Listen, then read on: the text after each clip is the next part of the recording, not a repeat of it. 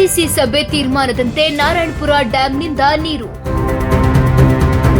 ಬಸವಸಾಗರ ಡ್ಯಾಂನಿಂದ ಎಡದಂಡೆ ಕಾಲುವೆ ಮೂಲಕ 8,000 ಕ್ಯೂಸೆಕ್ ನೀರು ರಿಲೀಸ್ ವಿಚಾರ. 8,000 ಕ್ಯೂಸೆಕ್ ನೀರು ಬದಲು 10,500 ಕ್ಯೂಸೆಕ್ ನೀರು ಬಿಡಲು ಮಾಜಿ ಸಚಿವ ರಾಜು ಗೌಡ ಆಗ್ರಹಿಸಿದ್ದಾರೆ. ಕಾಲುವೆಯ ಕೊನೆ ಭಾಗದ ರೈತರ ಜಮೀನುಗಳಿಗೆ ನೀರು ಬರುವುದಿಲ್ಲ ಎಂದು ಮನವಿ ಮಾಡಿದ್ದಾರೆ. ನಾರಾಯಣಪುರ ಮುಖ್ಯ ಇಂಜಿನಿಯರ್ ಕಚೇರಿಗೆ ಬಿಜೆಪಿ ರಾಜ್ಯ ಉಪಾಧ್ಯಕ್ಷ ಮಾಜಿ ಸಚಿವ ರಾಜು ಗೌಡ ಭೇಟಿ ನೀಡಿದ್ರು.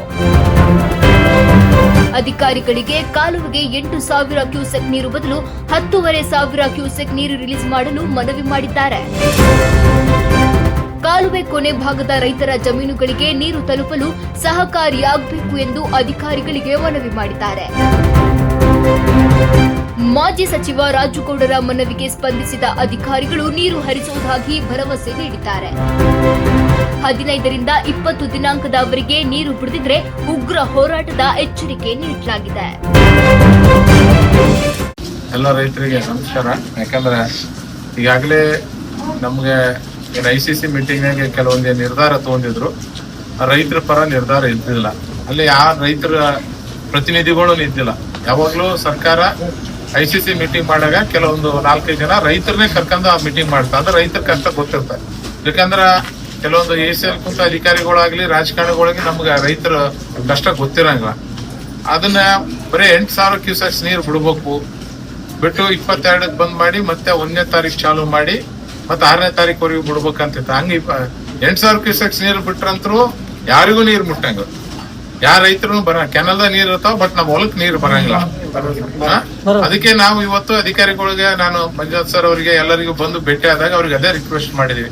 ಸರ್, ನೀವು 8,000 ಕ್ಯೂಸೆಕ್ಸ್ ನೀರು ಬಿಟ್ರಿ ಅಂತಂದ್ರೆ ಯಾರ ರೈತರು ಮುಟ್ಟಂಗಿಲ್ಲ, ರೈತರು ಒಡೆದಾಡಿ ಸಾಯ್ಬೇಕಾಗ್ತದೆ, ದಂಗೆ ಹೇಳಂತ ಒಂದು ಕೆಲಸ ಆಗ್ತದೆ. ಅದಕ್ಕೆ ದಯವಿಟ್ಟು ಈ ತರ ಮಾಡ್ಬೇಡ. ಅವರು ಒಪ್ಪಿಗೆ ಇಲ್ಲ ಸರ್, ಇವತ್ತು ಬೆಳಗ್ಗೆಯಿಂದ ನಾವು ಸ್ಟಾರ್ಟ್ ಮಾಡ್ತಿದ್ವಿ, ನಾವು 10,500 ಕ್ಯೂಸೆಕ್ಸ್ ಮೊದಲು ಹೆಂಗ್ ಕೊಡ್ತಿದ್ವಿ ಅದೇ ತರ ನಾವು ನೀರು ಕೊಡ್ತೀವಿ ಅಂತೇಳಿ ಅಧಿಕಾರಿಗಳು ಒಪ್ಪಿದ್ದಾರೆ. ಅದಕ್ಕೆ ನಾನು ಅವ್ರಿಗೆ ಅಧಿಕಾರಿ ಕೃತಜ್ಞತೆ ಸಲ್ಲಿಸ್ತೇನೆ. ಮತ್ತೆ ಅವ್ರು ಇನ್ನೊಂದು ಒಂದು ಒಳ್ಳೆ ಸಲಹೆನೆ ಕೊಟ್ಟರು. ಸರ್, ನೀವು ನಮಗ್ ಸಹಕಾರ ಮಾಡ್ಬೇಕು, ರೈತರು ನಮಗ್ ಸಹಕಾರ ಮಾಡ್ಬೇಕು. ನಾವೆಲ್ಲ ಅಧಿಕಾರಿಗಳು ಸಪೋರ್ಟ್ ತಗೊಂಡು, ಪೊಲೀಸ್ ಡಿಪಾರ್ಟ್ಮೆಂಟ್ ಸಪೋರ್ಟ್ ತಗೊಂಡು ಟೇಲ್ ಎಂಡ್ ಫಸ್ಟ್ ನೀರು ಕೊಟ್ಟು, ಏನು ರೈತರ ಟೇಲ್ ಎಂಡ್ ನೀರು ಕೊಟ್ಟು ಆಮೇಲೆ ಮಧ್ಯ ಭಾಗದವ್ರಿಗೆ ಮ್ಯಾಲ್ ಕೊಡ್ತೀವಿ ಅಂತ. ಇದು ಒಳ್ಳೆ ಸಲಹೆ. ಅಧಿಕಾರಿಗಳಿಗೆ ನಾನು ಕೃತಜ್ಞತೆ ಸಲ್ಲಿಸ್ತೇನೆ. ಮತ್ತು ರೈತರ ಹತ್ರ ನಾನು ಕೈ ಮುಗಿದು ಮನವಿ ಮಾಡಿಕೊಳ್ತಾನೆ, ದಯವಿಟ್ಟು ಯಾರು ಆತುರ ಪಡಾಕ್ ಹೋಗ್ಬೇಡ್ರಿ. ಟೇಲ್ ಎಂಡರ್ ನೀರ್ ಮುಟ್ಲಿ, ನಿಮ್ಗೆ ಮೇಲೆ ನೀರ್ ಬಂದೇ ಬರ್ತದ.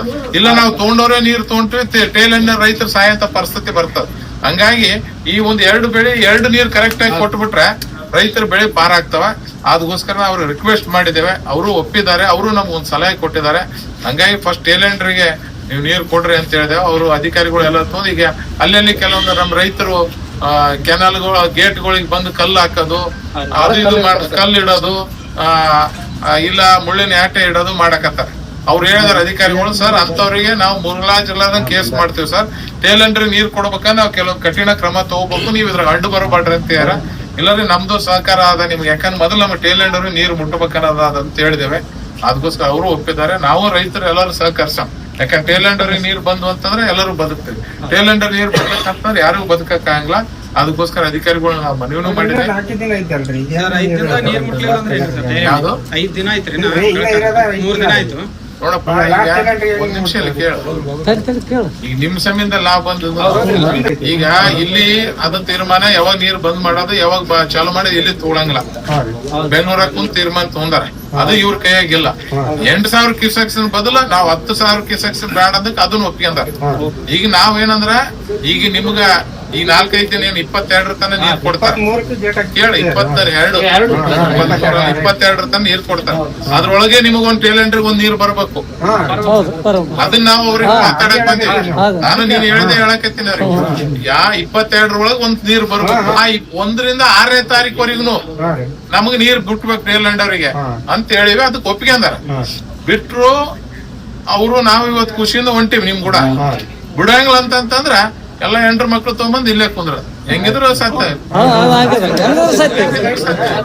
ಈಗ ಏನಾಗ್ಯದ, ಅವರು ಮಂಜುನಾಥ್ ಅವರು ಮಂಗಳೂರು ಆ ಕಡೆ ಮಂಡ್ಯ ಕಡೆ ಮಾಡಿ ನೋಡ್ಯಾರ ಕೆಲಸ.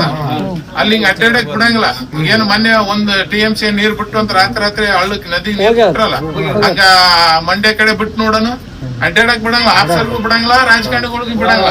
ನಮ್ಮ ರೈತರು ಏನಂದ್ರ ಸಂಭಾಯ್ತಾರ ಪಾಪ ತಮ್ಮ ಹಳ್ಳಿಗೆ ತಾವ್ ಹಂಚಿ ಬದುಕೋರ. ಈಗ ಅದನ್ನು ನೀವು ಎಲ್ಲಾ ಮುಂಜಾನೆಯಿಂದ ಎಲ್ಲಾ ಊರನವ್ರಿಗೆ ಹೇಳಿರ್ತೀರಿ, ಇವತ್ತು ಹೋಗಮ್ಮಂತ 1,000 ಜನಕ್ಕೆ ಹೇಳಿರ್ತೀರಿ, 50 ಜನ ಬಂದಿರಿ.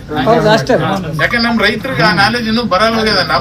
ನಮ್ಗೆ ಹೆಂಗಾಗ್ಯದ ನಮ್ ರೈತರ ಪರಿಸ್ಥಿತಿ ಅಂದ್ರ ನನ್ನ ಹೊಲ ಹಾಳಾದ್ರೆ ಚಿಂತಿಲ್ಲ, ಬಾಜು ಹೊಲವನ್ನ ಹಾಳಾದ್ರೆ ಖುಷಿ ಪಡ್ತಾನ. ಹಂಗಾದ್ರೆ ನಡೆಯಂಗಿಲ್ಲ. ಬಾಜು ಹೊಲವನು ಬದುಕಬೇಕು, ನಾವು ಬದುಕಬೇಕು. ಅದಕ್ಕೆ ನಾವು ಈಗ ಇವತ್ತೊಂದು ಒಳ್ಳೆ ಸಲಹೆ ಕೊಟ್ರ, ನಿನ್ನ ಆಸೆನೂ ನನ್ನ ಆಸೆನೆ ಅದೇ. ನಮಗ ಟೇಲೆಂಡರ್ ಫಸ್ಟ್ ಇವತ್ತು ಹೇಳ್ಯಾರ, ಟೇಲೆಂಡರ್ ಬಿಡ್ತೀವಿ ಅಂತ ಹೇಳ್ಯಾರ. ನನಗೆ ರಿಪೋರ್ಟ್ ತೋರಿಸಿದ್ರು, 10,000 ಕ್ಯೂಸೆಕ್ಸ್ ನೀರ್ ಬಿಟ್ಟಾರ. ಟೇಲೆಂಡಿಗೆ ಮುಟ್ಸಂತ ವ್ಯವಸ್ಥೆ ಮಾಡ, ಮುಟ್ಲಿಲ್ಲ ಅಂತಂದ್ರೆ ಬರ ಮತ್ತೆ ಬಾಗಿಲೇ ಕೂತು ಎತ್ಕೊಂಡು ಏನದು ಕೇಸ್ ಅದಕ್ಕೆ ದಯವಿಟ್ಟು ಎಲ್ಲರೂ ರೈತರು ಸಹಕರಿಸ್ಬೇಕು. ಟೇಲೆಂಡರ್ ನೀರ್ ಮುಟ್ಸಕ ಮ್ಯಾಲಿದ್ದ ರೈತರು ನೀವು ಸಹಕರಿಸ್ಬೇಕಂತ ಎಲ್ಲರ ತನ ಮನವಿ ಮಾಡ್ತಾರೆ.